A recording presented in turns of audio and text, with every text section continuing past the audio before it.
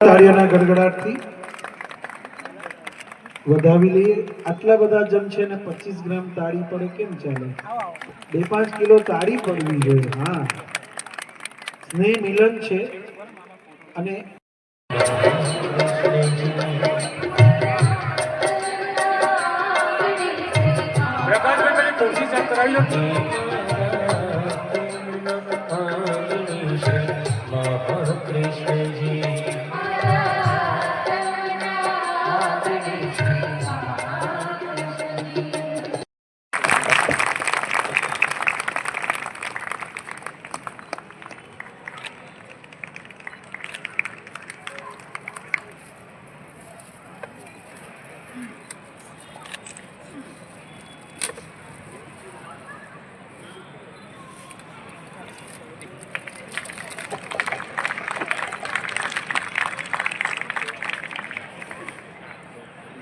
Jay Shri Krishna.